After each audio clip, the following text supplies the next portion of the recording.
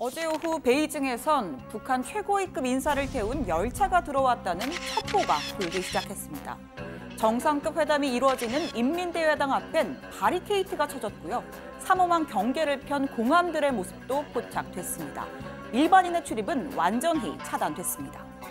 현지 시각 밤 8시 반, 국빈들 숙소인 갸오이타이 근처에선 20대가 넘는 검은색 차량 행렬이 목격됐고요. 9시쯤엔 국빈 경호급 사이드카가 인민대회당 앞에 집결했습니다.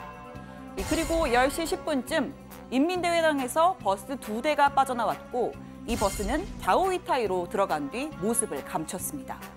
이 어젯밤 이 상황 결코 평범하지가 않습니다. 평소 행인 통제가 잦은 중국이라고 해도 이 정도 수준은 1년 중 가장 큰 행사인 양회 때나 볼 수 있을 정도로 아주 드문 광경이었습니다.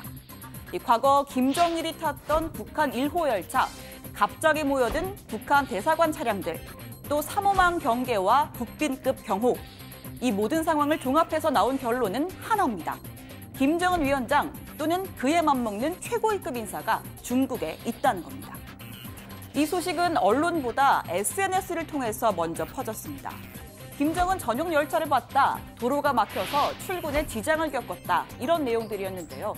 어느 순간 중국판 트위터인 웨이보에서 북한이 금지어로 지정이 됐고 김정은 위원장 관련 글은 모두 삭제됐습니다. 하지만 언론들이 곧 뉴스를 쏟아내기 시작했습니다. So, if this is in fact Kim Jong-un, and Linda, we probably won't know officially until after he's left, because that's the usual protocol situation in visits like this. But if it is Kim Jong-un, it is obviously a very, very big diplomatic step for Xi Jinping and brings him right back to the center of the table in these talks. 북한과 중국이 모두 침묵하는 가운데 청와대는 북한 움직임에 대해서 며칠 전부터 파악하고 있었고 상황을 예의주시하고 있다고 설명했습니다. 그러면서도 실제 누가 가 있는지는 현재로선 확인되지 않는다고 이야기했습니다. 이 말인즉슨 적어도 최고위급 인사 누군가는 지금 중국에 있었다는 거죠. 자, 그렇다면 북한 최고위급 인사가 전격 방중한 배경은 뭘까요? 먼저 남북 릴레이 회담을 앞두고 중국과의 관계 복원을 꾀했다는 분석이 나옵니다. 김 위원장은 지난 5일 대북 특사단을 만난 후 모습을 완전히 감췄습니다. 3주 만에 첫 공개 행보가 방중이라면 장성택 처형 이후 악화된 북중 관계를 본격적으로 복원하겠다는 의미로 볼 수 있습니다. 중국 또한 차이나 패싱 우려를 없애기 위해서 북한과의 대화 필요성을 느꼈을 겁니다. 그리고 두 번째 이유, 최근 강경파가 전면 포진한 미국의 외교안보 라인에 북한이 압박을 느꼈을 수 있습니다. 폼페이오와 존 볼턴, 바로 상대하기는 버거운 만큼 중국에 미국을 설득해달라고 요청했을 수 있습니다.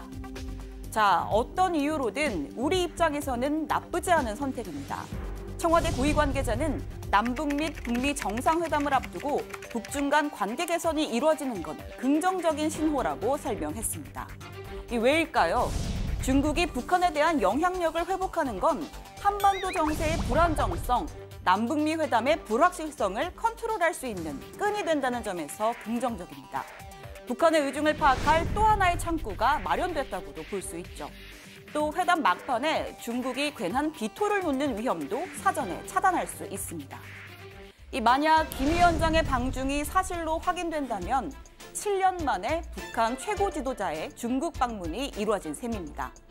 아버지인 김정일은 9차례, 할아버지 김일성은 37차례 중국을 찾았는데요. 특히 김정일 위원장은 2000년 5월 김대중 전 대통령과의 남북 정상회담을 보름 앞두고 중국을 찾은 바 있습니다.